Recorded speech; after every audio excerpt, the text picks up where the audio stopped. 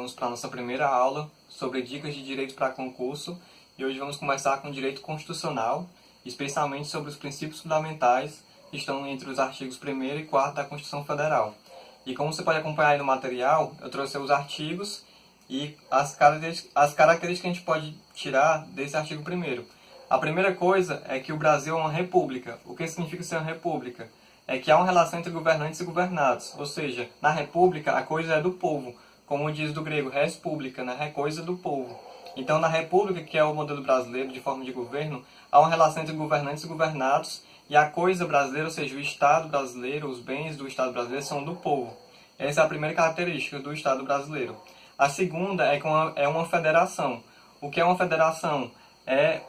Como o Estado brasileiro se auto-organiza. Existe uma entidade central, que é a União, e existem entidades descentralizadas ao longo do Brasil, que são os municípios e o Distrito Federal.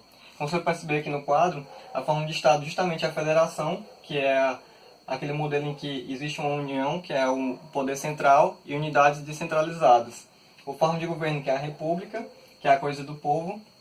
E o sistema de governo brasileiro adotado foi o presidencialismo. Ou seja, no presidencialismo, o executivo ele tem uma maior independência em relação ao legislativo. Diferente do presidencialismo, é o parlamentarismo, onde o executivo não tem tanta liberdade como o parlamentarismo, como o legislativo. No parlamentarismo, diferente do presidencialismo, o legislativo tem um poder muito mais forte, que cabe a ele a chefia do governo. No presidencialismo, como no nosso modelo brasileiro, o chefe de governo e de Estado é o presidente da República. Já no parlamentarismo, não. No parlamentarismo, a chefia de Estado é do Executivo, mas a chefia do governo é do Legislativo. Então, essa é mais uma característica do sistema brasileiro. Outra questão é o regime de governo, que está aqui no artigo 1º da Constituição Federal, que todo o poder emana do povo, que o exerce por meio de representantes eleitos ou diretamente nos termos dessa Constituição. Ou seja, a origem do poder no Brasil, na democracia, é o povo, o governo do povo. Então, o regime de governo brasileiro é a democracia, ou seja, a origem, a titularidade do poder está na mão do povo, e não em outra forma de sistema de governo, regime de governo. Aqui, a origem do poder é do povo, e não do monarca ou de qualquer outro tipo de regime. A titularidade, como eu falei, que é do povo, no regime, eles se relacionam, o regime de governo, com a titularidade do poder, que é do povo. E a democracia no Brasil, a forma que nós escolhemos nossos representantes, ela é mista, ou seja, ela pode acontecer tanto através de representantes eleitos, como diretamente nos termos da Constituição, que estão lá no artigo 14 da nossa Constituição Federal. E além desses princípios aqui, essa forma que o Estado brasileiro adotou, nós temos os fundamentos que estão no artigo 1º, que trata dos fundamentos, que são as bases do Estado brasileiro, ou seja, aquilo que é como mais importante para o Estado brasileiro. E o primeiro é a soberania, que é a capacidade do Estado brasileiro legislar e dizer o direito no caso concreto e no seu território. A cidadania, que é a possibilidade de participação política do cidadão na vida do Estado. A dignidade da pessoa humana, que é justamente o respeito à pessoa como ser humano. Valores sociais do trabalho e da livre iniciativa, ou seja, você tem liberdade para exercer qualquer profissão que você queira.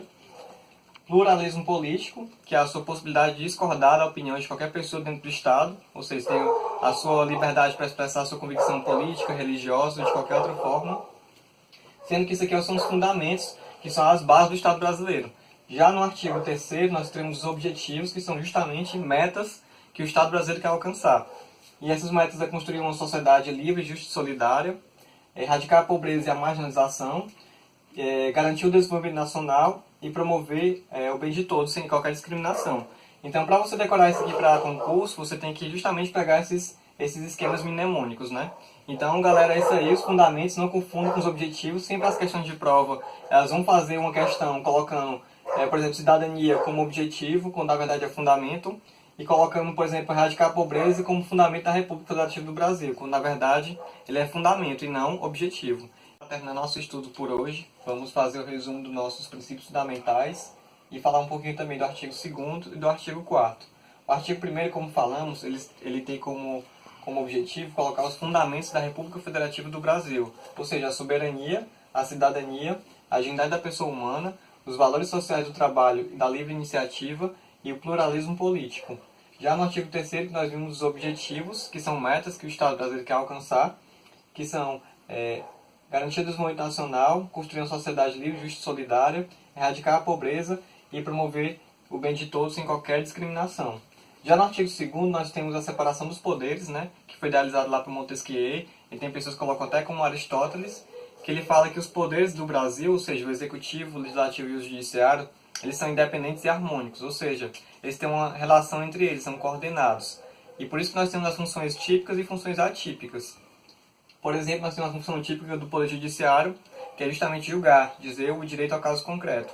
Nós temos o poder, por exemplo, legislativo, que a função típica é produzir leis e também fiscalizar. E o poder executivo, a principal função dele é administrar. Então nós temos funções típicas e também funções atípicas. Um exemplo de função atípica é, por exemplo, quando o Senado Federal julga o presidente da República, como foi no caso da Dilma Rousseff, por exemplo.